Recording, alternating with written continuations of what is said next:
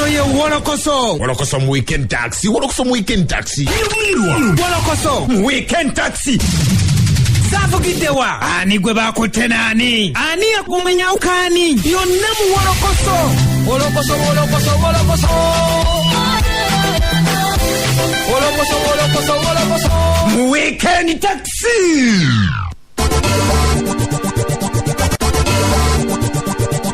Okay. Akagari we kali nti ebiseera ebisinga ensonga zonna zitera kubate nga zikwera waneno muzikirize basebo ne banyabo mu studios wano negatiddwako omukulu amanyiddwa nga Paul Mutabazi banji mwamanyanga Fresh Daddy toko tubuze kali ku Wolokoso abawuliza ba Wolokoso mwebale kuwuliza radio Simba era mwebale giwagira ensonga ng'ekiwandiiko twali wano ku Saturday wedde atuli mu Wolokoso tuvaako bwekisinga ekiwandiiko kiruma kamubonyango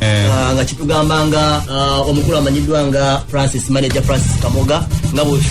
bwagenzi bwa naye nga Francis mukwogerako naye atugamba nti mwali mulina contract ya myaka 5 kyekyaliwo kale era nga bw'omanyi nti ebyo bibaawo ebisoose kubeera awo wakati waffe ababiri nti ebyali mu ndagaano ebimu tebyatuukirira bulungi netusalawo era netukola enkyukakyuka nga bw'omanyi nga era abayimbi abalala bakola nti bakyusa bamaneja mu ekyo nensuubira nti si kizibu nnyo kubanga si kipya era bitera okubaawo no endagaano yo yali serious naye era twatuula netusalawo netugamba tusooke tulabeko obukulembeze obulala yakoze kyenyinza okugamba nti twakikola mu mateeka yakitegeera kubanga ebbaluwa yazifuna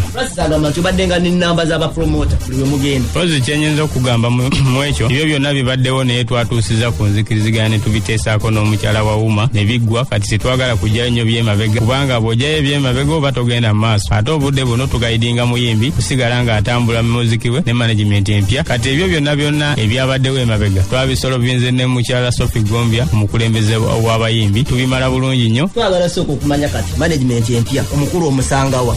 omukulu ono mbadde mutegeera bulungi nga MC Events njitegeera ya promotingako k'abayimbi awo nga David Lutalo yamukolerako bakolako naye n'abalala bangi manager Derek bonna connection nyingi amanyiddwa n'abayimbi bangi bagamba alina connection mu celebrity life nina omukisa nti olunaku olwaleero negatiddwako abantu babiri mu studio nina manager omupya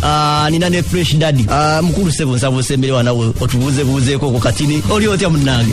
kiri kitya ogamba eraso ndi bulungi kyekiriwo oli ku Wolokoso oli kiria Wolokosa tulabe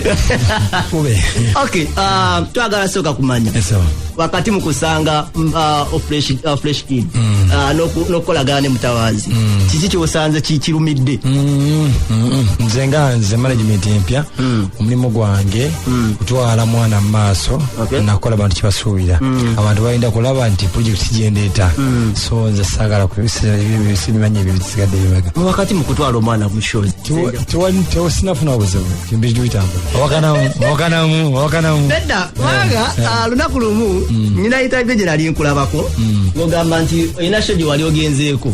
n'otwala n'oteekamu ssente zo ate kyo kiba kizibu sente zaali zange ate kizibu eri wasangayo balance tewasangayo nimba saasangayo kiba kizibu ekizibu kiba kiriwo ekiti singa tosangayo balance ate nga mu nsawo muwogo taliimu ne bw'otasangayo balance nga ate omuwogo kiriya ate kiba kizibu ekyo ebivulu omwana bye yakwata ebbanga lyonna naddala mu Desemba mugenda kuba mu biyimba newankubadde nga ka balance yagenda okajjangayo bakagabanye nga we kaali kalina okugabanyizibwa kyenjagala okugamba ekintu kiri kimu buli muntu Katonda yamukolera obutonde bwe n'endowooza ye Francis manager Omukadde baba yakwata ebivulu by'abantu bwe yabajjako ssente abantu bwe yakwata ebivulu balina bizinesi zaabwe abamu balina mu looni kati Fresh Kid bw'atagenda bagenda kwonoona ebintu by'abantu abo naye nga reason waki omwana tageze kuyimba it is very simple gwekyetekamu n'ogamba no kantwala omwana ayimbe saving eggwanga saving omwana right ate kati ffe kitwasazeewo ne manager Francis twasisinkanye nze samulaze buzibu tebundaze tugeza okukwata nemugenda tukwatagane yes bibaddewo netukola ki tukwatagane kati nga bwakola ku Simba wange ogenda saba omulimu walala olina okujjawo manager wo n'akola recommendation letter it means batakolagana naye tajja gikuwa tegeeza ki nti mu nsi ey'abantu abagenzi bategeera beef tekola omwana ono abadde atundidde akwatiddwa nnyo ku social media obanga otunuulidde social media eri active right now. Social media eri active era twakyogeddeko mu komiti ya WUMA. Francis agenda kuleeta accounts eza Facebook eza YouTube genda agenda binyeta mwakwataganye gwe Fresh Daddy Kamoga n'omwana ne chairman wa WUMA Mukyala Sophie Gombia tumaliriza everything is settled down. abana njogerako nabo ogamba Fresh Kid tonaba mwetaga kudda mu mawulire songa ki that is a professional omuntu alina engejja kuno omulimu gwe nze mwana sagalangire abambale sagalangire beef eyebirimu kitegera so omwana ali mu studio ali busy ali mukola wako tugenda muleta mu musawo abantu omwagale bakimba muteka mu birowoozo ebirala kuza kino bandooza nti babuuze babiri nga ne Fresh Daddy asembedde sabula abantu bagamba nti olinga kifaananyi ku management naye ngo manager omutuufu ye Fresh Daddy ani ayinza okuddamu kino ekibuuzo. They may say that ngomanyi buli muntu alina endowooza ye kubanga ngenda kubula ekigambo kimu tugende maaso ngamba ekifaananyi ekifaananyi ekigenda zikawaani buli kimu okisalawo nga MC kisalawo buli kimu. It is me olina receipt book yes olina diary bagambye ko mbona receipt book anti batugambye mbu omukulu asalawo n'essimu agirina era mbu essimu ziriko bbiri essimu ziriko bbiri ezo embi zange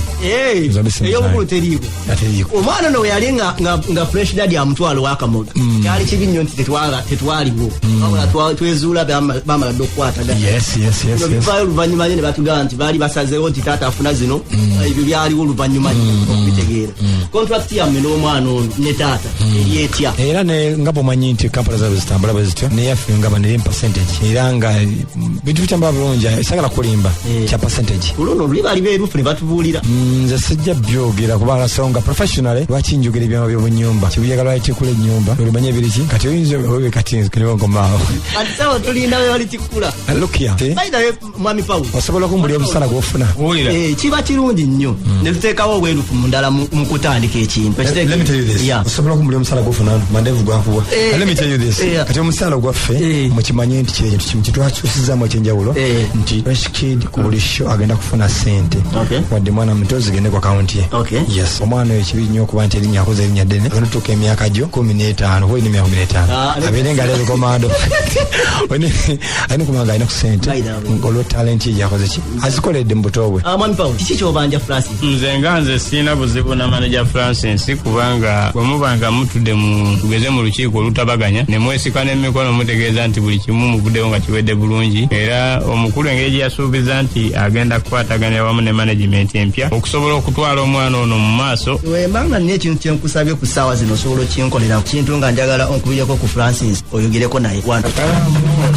osuubiza birungi obuuza bifu obudde buno manager Francis kati mungaye mwakanyiza kati mwogera bulungi mu kaseera kano manager Francis enkolagana eyange weri terina buzibu naye obudde buno essimu yange badde teriiko muliro akwe yange okubireko ensinga okwagala kwasaganye ne manager munne